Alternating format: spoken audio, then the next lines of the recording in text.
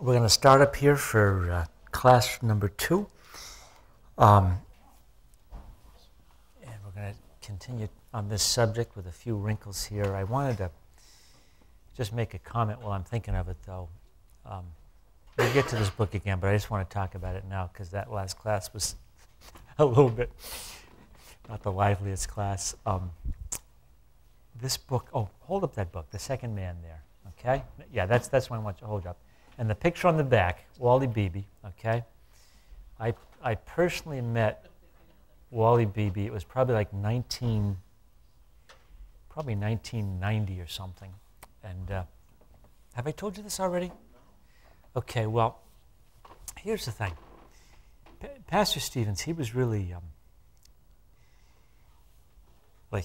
affected by what we would call like the fundamentalists. You know what I'm saying? Like in the good sense. Jack Hyles, Dr. Bob Gray, some of these guys who came out of the, the fundamentalist movement.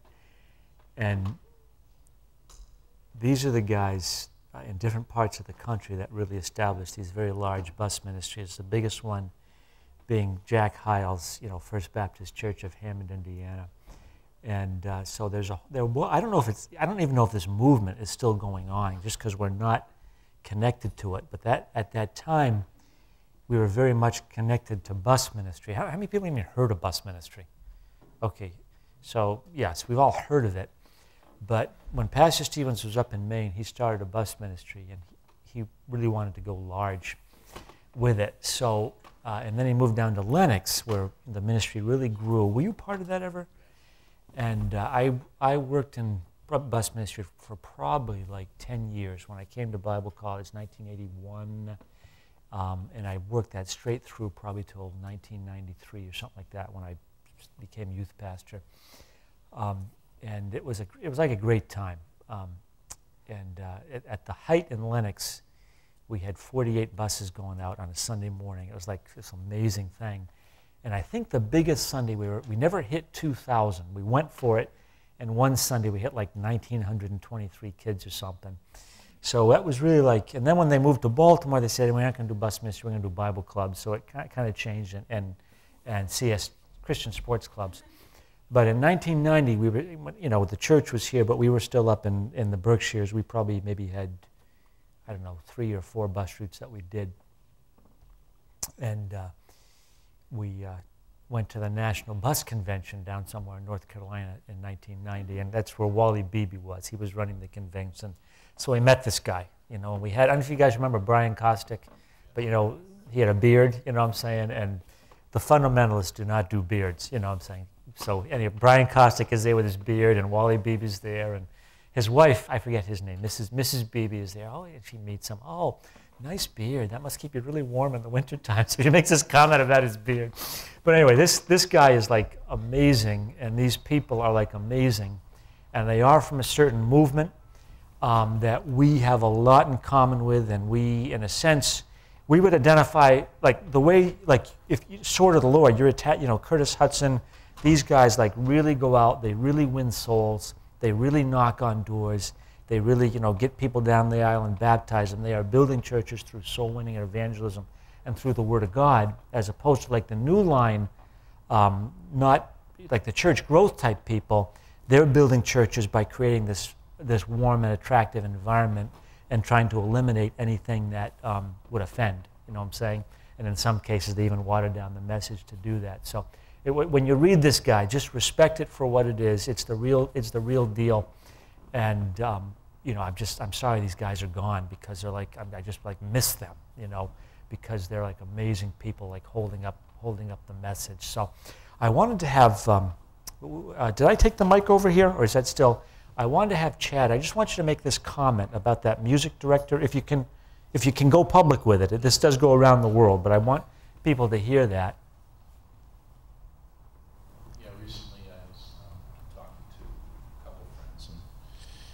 And they knew I was involved in the music ministry. And there's a church over in Anne Arundel County that's looking for a music director. And the starting pay is $125,000 a year. And I just thought that was amazing. But it's a big church, and lot of demand on the director. They have a huge choir. They do 4 services a week. Yeah. And you'd also need to read music, which kind of kicked me right out there because I don't read music. So. Yeah. So just shared that with Pastor Taggart at the break. Okay, so now what I want to do, Tay, I want you to take the microphone over to Mr. Sutton, and I just want to hear your comments. Like, what do you think about that? What's your opinion about a music director making $125,000 a year? Well, how big is the church? I don't know I mean, I think really it's relevant what you said about, like, how are the people living that you are serving. If it's a church that has 15,000 people and they all, you know, the per capita is, you know, $100,000, which is very unlikely, very unrealistic, but I mean, I wouldn't see anything wrong with that. But if it's like we would think that it is, probably that's a little bit too much. Right. And like we've actually, me and my friends have talked about it because Hillsong is also another church. They get paid lots and lots of money to perform music. And like we've talked about it, like, do you think that's right? Do you think it's wrong? Well, we think that it kind of like takes out the, I guess you could say, like, the calling, like put an ad in Craigslist, come play at our church and we'll pay you $100,000 a year. You know, well, like, where's the Spirit leading with that? Right. How much is your pocketbook leading you, and how much is the Spirit of God leading you? But not saying that it's not possible that there could be a worship leader that gets paid $120,000 a year. It's just kind of a little bit of what we thought about it. Yeah. Yeah, and I think generally, I'm not saying that Greater Grace World Outreach has like an official opinion on this. We don't talk about it that much, but I think I thought that was a very good opinion. Okay, let's keep. Oh, now before you hand the mic to Andy, I got to say, I'm not sure who gets the footwear award tonight, whether it's Shahan or Andy. One of you two get the footwear award. I'm not sure which one. Come on up here. Come up on stage, okay? All right. You put some socks on. Well, they were not on earlier. No, both you guys, come on up here. Now we've gone down the road. Okay. Right up here, okay? All right. And zoom it right in. Zoom it right in on these guys. So we got to get the camera just so people in overseas can know what's happening here.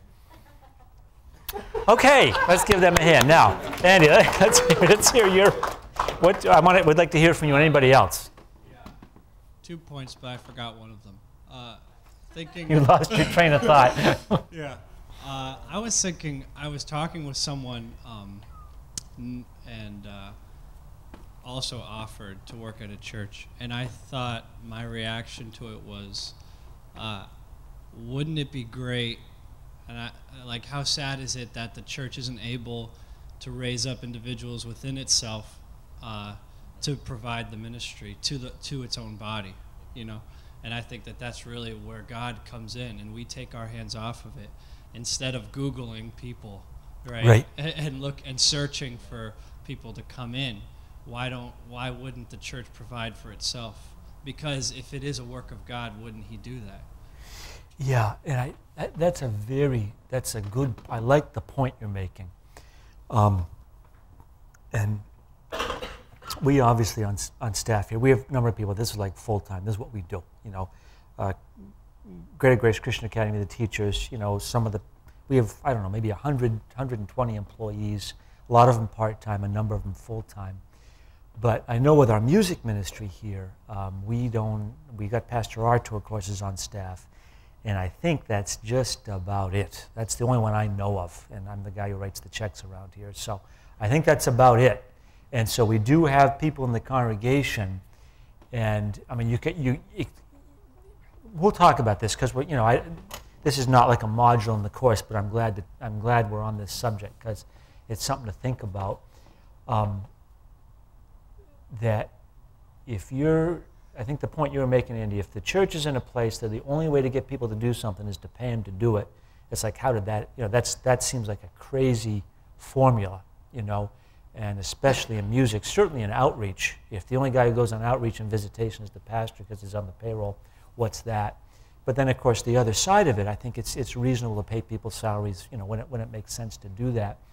The approach that this church has taken, and I'm just telling you this, is that we, I'll say it this way, and I hope this may sound a little bit funny, but we pay people as little as we can get away with. You know what I'm saying? That's really what it is. You know what I'm saying? You know, what do we have to get this need met? What do we have to pay? And what are the options? Who's out there? You know, and so we got a number of people who they've got, you know, the real formula is like you got a husband and a wife. One of them goes out and makes some money, another one works here. That's generally the formula, how it goes. You know what I'm saying? And across the plaza, you know. Go ahead, sir.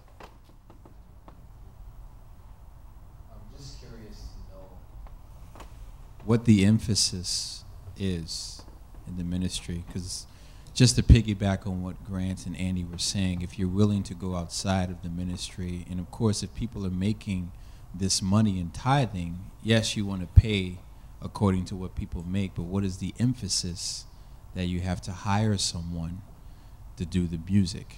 Like, what is the emphasis? I don't know how many churches do their music, but is the emphasis on the actual music, or is it on the preaching of the Word of Right. God? So Yeah.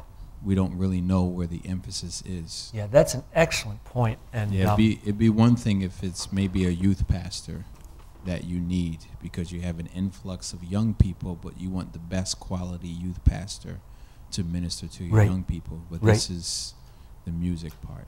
Yeah. Yeah, and this is like philosophy is ministry. I can make a few comments about it, but just the nature of this church is that we have had highly motivated people. You know what I'm saying? We people really want to be here. They really catch a vision. They really want to be doing this. And combined with, I think this church, we've got some very exceptional musicians also, maybe that you wouldn't normally have. You know, maybe you could comment on that, but it just seems like we got a, and really where did it come from? It came from Wilmington, Massachusetts. You just had like this miracle church there, Pastor Palmer, going back decades, where you had Annette, Hadley Brothers, maybe there was somebody else in that church that I'm not thinking of right now, but it's like, who are these people? And Pastor, was he from that same church? Yeah, so you just like not every church has this. And then also, I could also say that, and I hope this doesn't offend anybody here, but I also think that we do have a largely volunteer organization.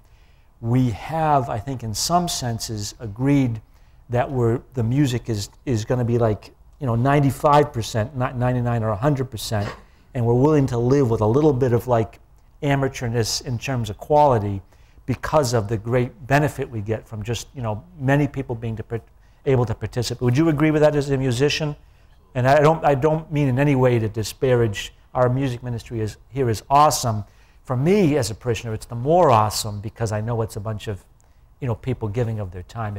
For me to hear fantastic music with a bunch of paid professionals, that would personally not be as satisfying for me as knowing the lives of the people that are doing it. But I'm just talking for myself right now. But I think what you said is very good. I'll tell you, I went to, yesterday was my daughter plays club volleyball, so I missed some Sunday mornings because at tournaments. So I was down in Virginia yesterday for a tournament. And I go to church after church, at these things. Yesterday, I don't want to name the denomination, but it was a well-known Bible-believing, gospel preaching denomination. No problem with those people. But it was, the service was, it was a 60-minute service. It was going to be 60, they were going to be out at noontime. You know what I'm saying? There was no way that was not going to happen. And I'm not saying couldn't wait and they had a lot of music, probably 3 or 4 hymns. They had a children's choir. They had a presentation. And then maybe what I would say like a 15-minute message that was just like, it was good, but it's like, that's it, and it's like, how many services do you have a week? I mean, people are going to leave here and come back in 7 days and then here another 15 minutes.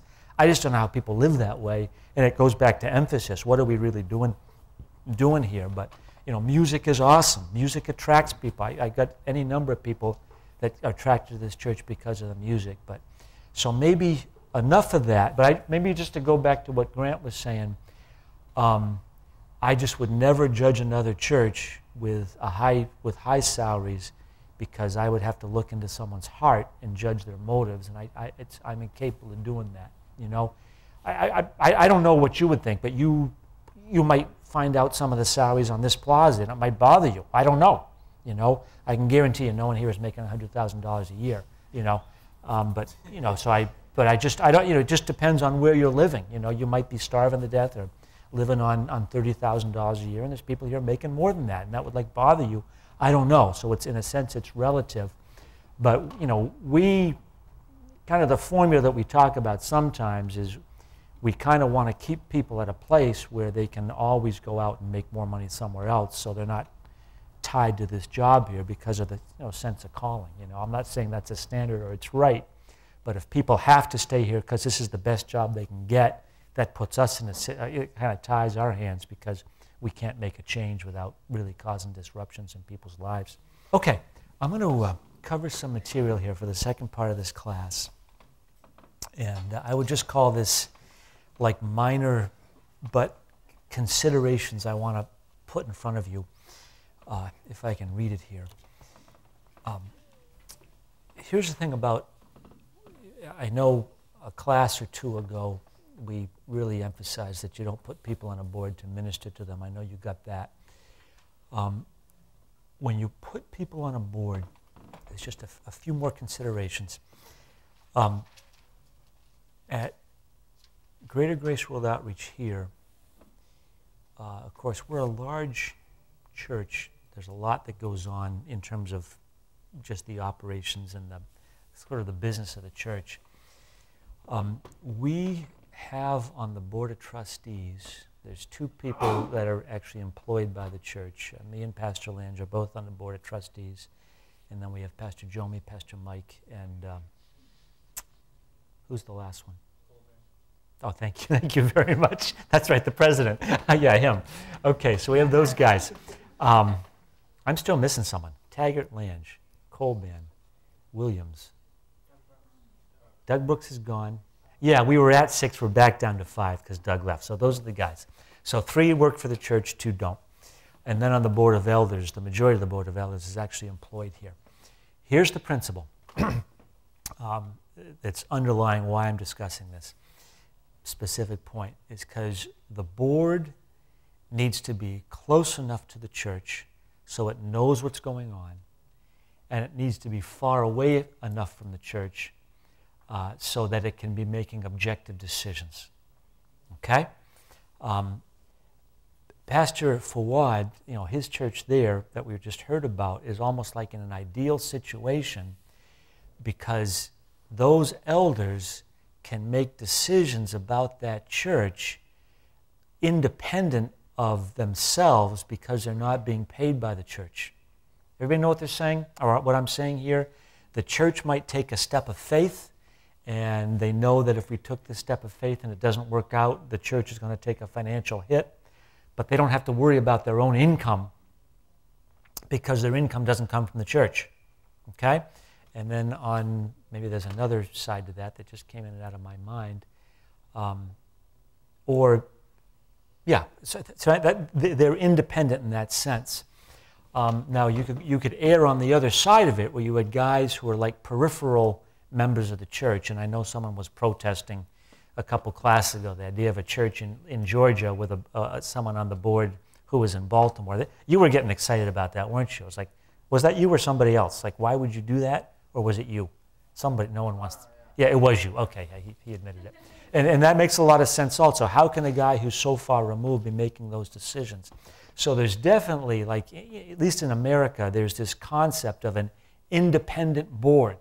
And what they're talking about is people that do not have a financial interest in the organization, and that allows the board to make independent decisions. So like with our Board of Trustees, we're very happy that a minority of the Board of Trustees actually works for the church, okay?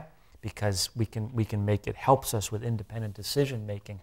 And then related to that, there's this idea where with certain decisions, a board member might excuse himself from the decision because he is personally interested in that decision because it affects him personally. And I don't know how much you follow the news. We got this case coming up with the Supreme Court where one of the Supreme Court members is not going to rule on the case because she was, you know what I'm talking about? Anybody know we get some mild head nods there.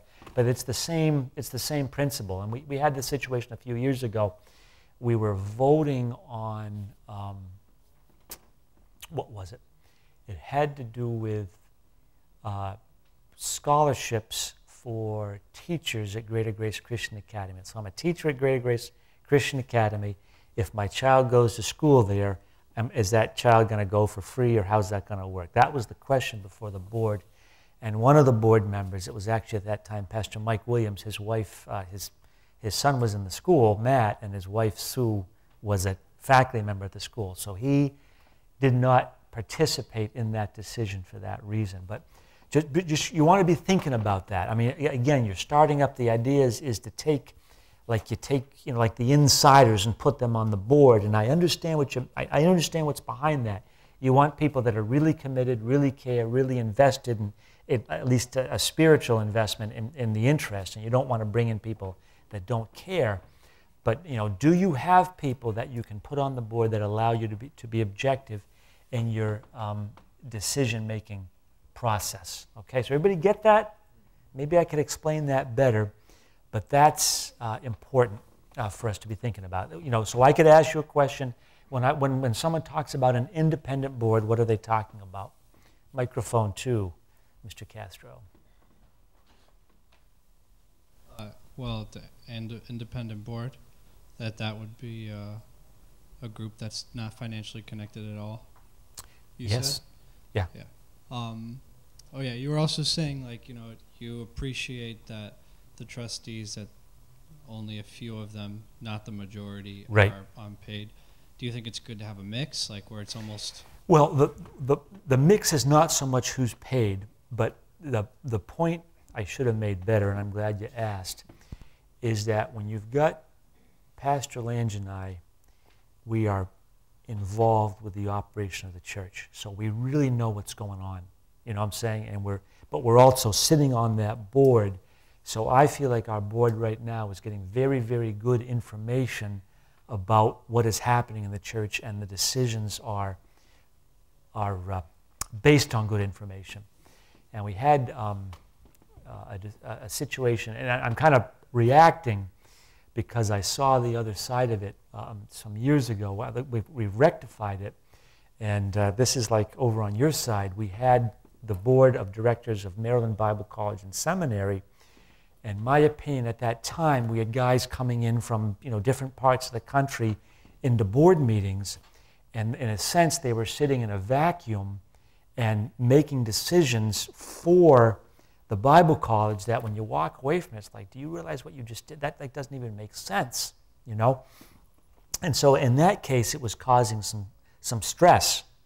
But it could have been valuable also if these guys are out there and they know what's going on outside, and they can bring that knowledge of what's going on in other colleges, what's working for other churches, and bring it to us and helping us. So it can go both ways. But I just want you to be aware of some of the dynamics of it, because you'll be facing it, okay? Independent board is good because it's objective, because it has other experiences that it can bring to bear on the organization, and it can be bad because they don't know what's going on. And someone comes up with a report that's bogus and no one can see through it, and they make decisions based on that report and think about what a good job they're doing, and there becomes a disconnect with the staff, like, oh, those guys, yeah, they decided that, now we've got to go ahead and do our job. So it can go both ways. Okay, so that's one consideration about the board. The composition of it, far enough away to make objective decisions, have objective information, close enough to know what's going on. Okay?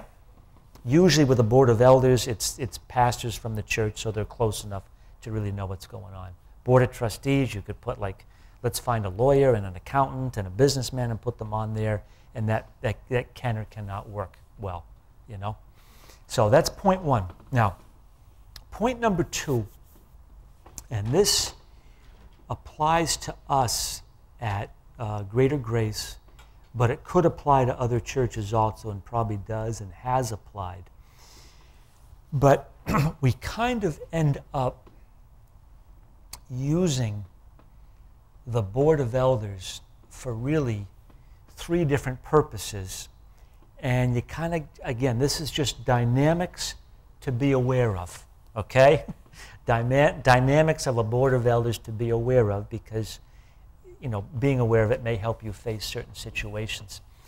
And I kind of say it this way, is that our board of elders here, if you read the Constitution of the church, what is it that the elders do? They don't do a whole lot. They appoint trustees.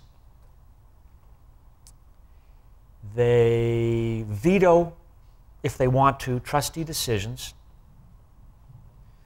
They appoint elders, and they can kick elders off the board also under certain situations. That's all they do constitutionally, right? Appoint trustees, review their minutes, and veto if they want to, police themselves, and appoint themselves.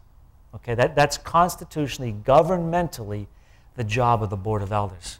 And you read that, and it's like, that's weird. You know, I mean, you got these spiritual men, they come into a room to appoint people. So that's like, there's like a governmental function of the board of elders. All right? Now, most churches combine that governmental function of the board of elders with really a spiritual function that, in a sense, has nothing to do with a corporation. Again, you could have a house church in northwest China, and you have elders, and their job is to minister and to pray and to maybe settle some disputes in the church and help people and counsel people on marriages and that type of thing. You know, it's really a spiritual ministerial board. And our elders here do that also. You know, and I'm like glad about it. I'm happy that we've got spiritual men in this supreme role of authority. But in a sense, it has nothing to do with like the governmental role.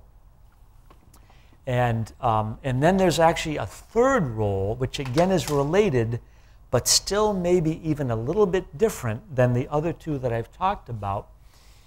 And that is that with the kind of strong position that we view the pastor being in as really like the ruling elder, we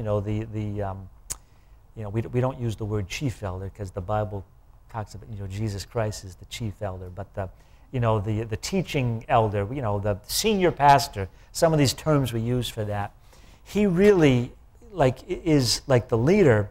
So this board of elders tends to be like counselors for him as he leads the church. And so that's like almost a third distinct role, sort of related to that ministerial role, but in a sense you could look at it as different also.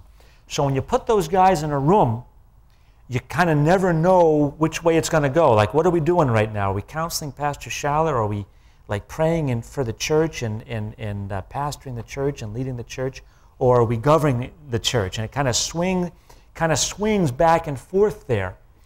And like what I find sometimes can happen is that they'll make a decision that's really like ministerial.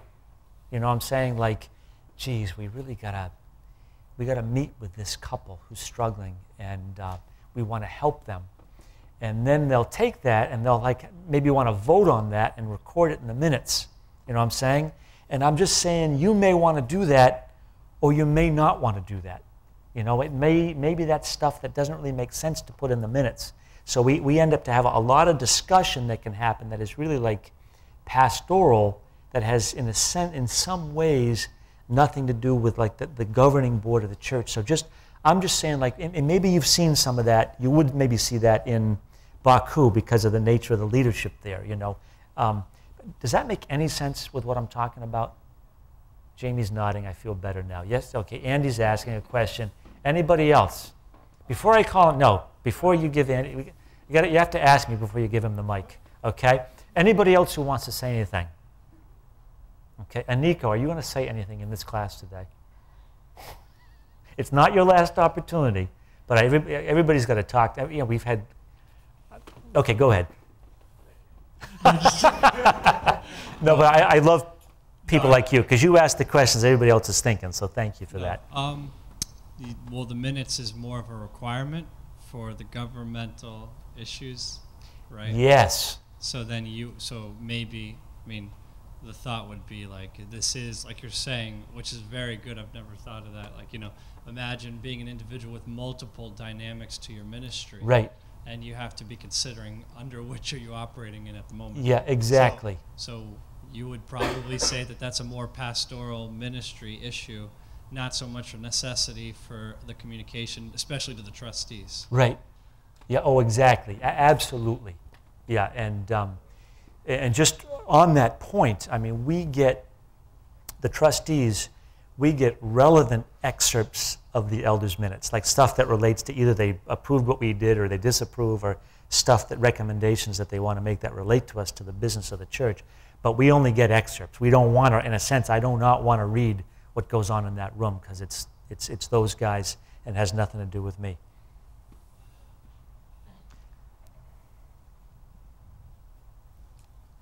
I'm kind of backtracking into the financial aspect of this class. Okay. So if I could comment and probably follow that up with a question. When we're talking about, well, the financial state of the church, or basically churches in America, do you think that is basically the reason because there are a lot of churches in every corner of the country, being the U.S.? Because the givings or the offerings in churches, you could say in the 1040 window, or even in Southeast Asia, I mean, they get good offerings for their services.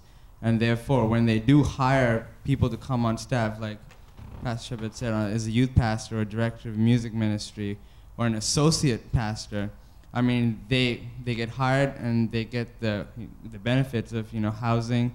And if they have families, their families are provided with education and a car and obviously a monthly allowance. Do you think that is because in those areas they don't have churches in every corner? And so the members that do attend those services, I mean, obviously they have good jobs, and because of the fact that the churches are not in every corner, there are not a lot of churches in the country, could that be a reason why the offerings are good? Yeah, like in other parts of the world, why are offerings good? Is that what you're asking? I'm not quite getting your question. I'm sorry. Yeah, it's just because in the U.S. you get a lot of churches in every corner. Oh, so elsewhere there might be churches who have, because there's fewer churches, In the country. larger churches, Yeah. bigger offerings. Yes. And I don't know, I know exactly what you're asking. I've never thought about it.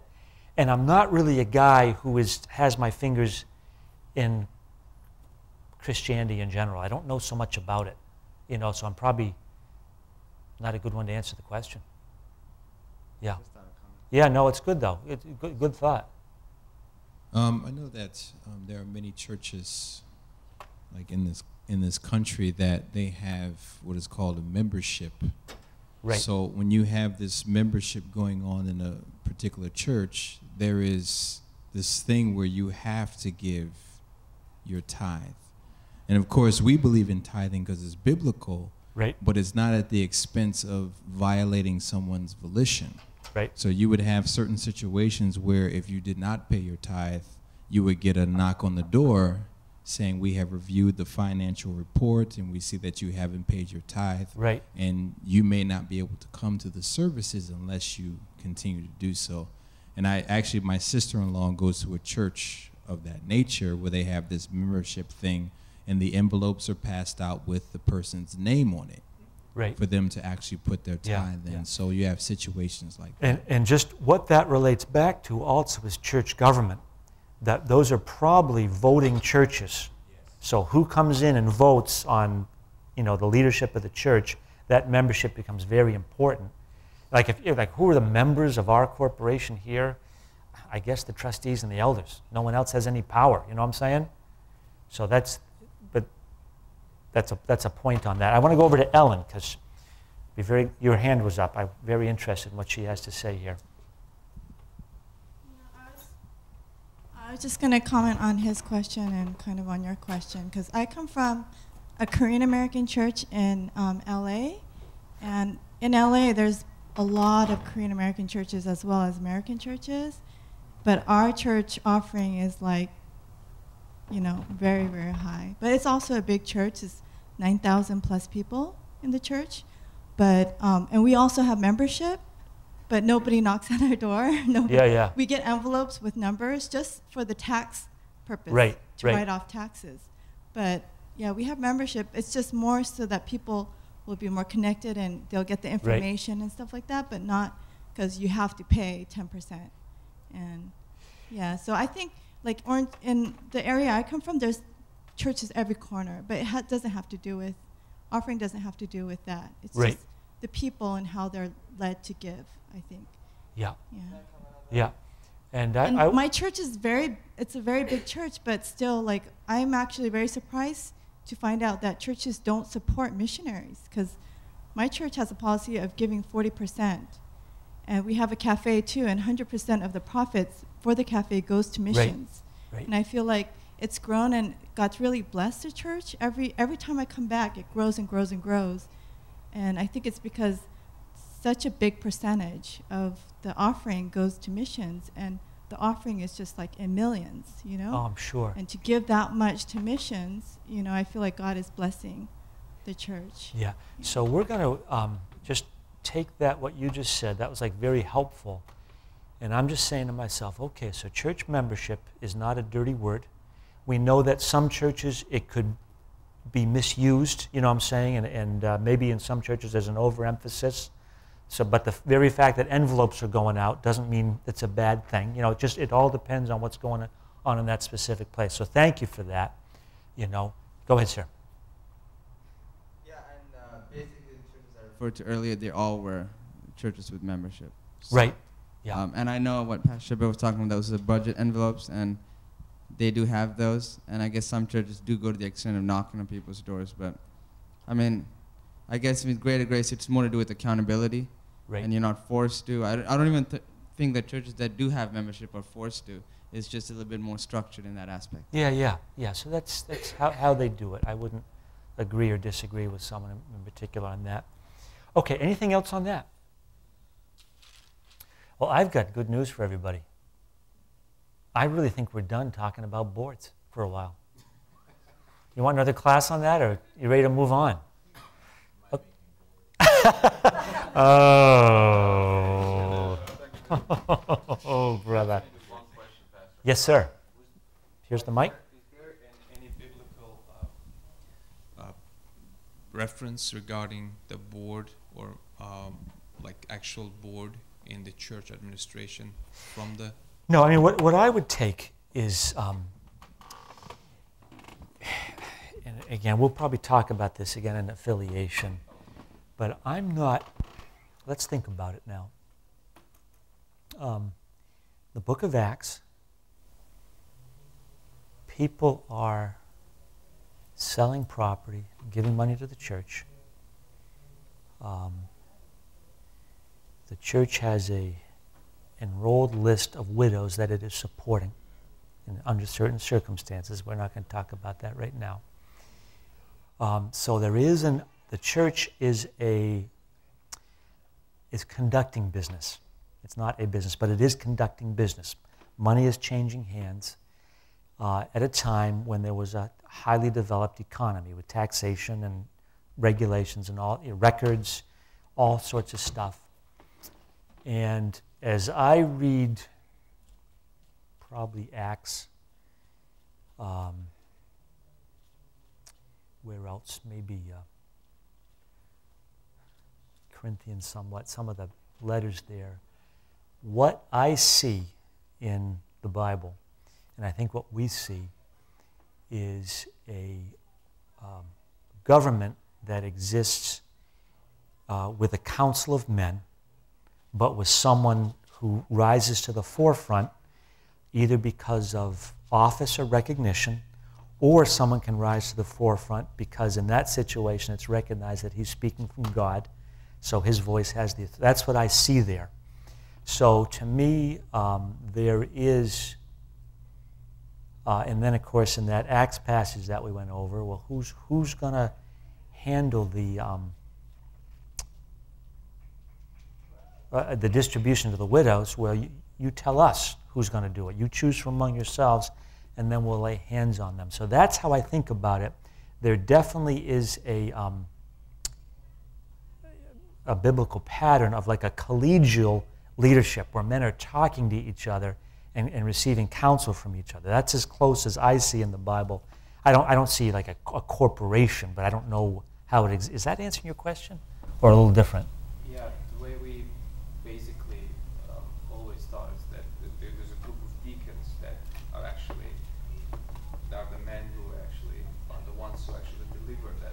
Right. gospel out there. Right.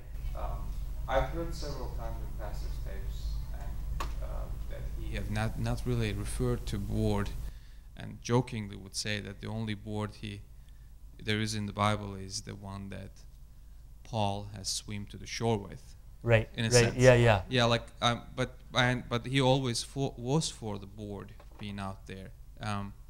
But thinking back, kind of like there's a board for the church that's very understandable, but then there's also a missions board that is, but probably there is some kind of connection with that, right? Yes. So yeah. is the board? I mean, that if we board had a works? missions board, which we don't, it would be. I mean, maybe we do. We have a missions process. It would be appointed by and under control of the leadership of the church. And I think when Pastor Stevens or anybody else is, have you ever heard that thing? Oh, if I could find it. Shucks, it's like a church meeting where the pastor is like he's speaking, but then along with him, his subliminal thoughts are being spoken. Have you ever heard this? Oh, if I can find it, I could cue it up. It's really funny. But the point of it is that if in churches where the pastor is basically an employee of the church, he's hired by the church, the board hires him, we don't like the job you're doing, pastor, we can fire you. That type of situation, what we don't want is for the voice of God and the man of God to be squelched by a carnal board that is telling him what to do and is being made uncomfortable by his preaching, so they get rid of him. We want that pastor to be the voice of God, to hear from God and preach the word. And I think that's what Pastor Stevens is referring to. And again, our pastor has a pretty strong position. It's, like I said, it's very difficult for us to fire our pastor, like near impossible, but it could happen, in an extreme situation. So but I can't open up the Bible and show you a board. I don't see it, at all. You could really look at it as almost necessary because of really just when the church starts conducting business, having checking accounts, paying out money, owning buildings, paying taxes, that's when you need to set up this structure, so it exists and we know who makes these decisions and how it happens. Yeah, like I say, my house church in China example, what do you need a board of trustees for, You might have deacons who are just serving or available to help, someone who's, plumbing is leaking or something, I don't know, But I also like very much that Baku does have deacons, you know what I'm saying? And I don't know, did you guys catch in our bylaws that there's a provision in there for deacons? Anybody see that? We're just not exercising it right now. So my view of it is deacons is a very biblical term, useful term, and just for whatever reason, this church has not gone with it. I mean, I think we have deacons, we just don't call them deacons. It's like most of the people sitting in this room are deacons. Yeah, go ahead. I think the closest thing that I found in the Bible regarding a board would be when the church met together for the deciding of if Gentiles need to be converted by Judaism, like do they need to be circumcised, and where Paul and Silas came, and then like there was like a table of organization, and there was the discussions, and then James made the final word. Yep. I think that's the closest I've ever found of a board in the New Testament even. Yeah. Yeah. Yeah, the Council of Jerusalem. That's what I'm talking about, cooperative, collegial leadership, and that's where Paul speaks up and says this is the way it is, and they listen and say, you know what, you're right, Paul. And what he said became, but then James says, but then in other situations you see people going their separate ways, and because they don't get along. So, welcome to Christianity, because this happens, Okay, so we'll come back here at maybe 8:11 and finish and stop talking about boards. All right.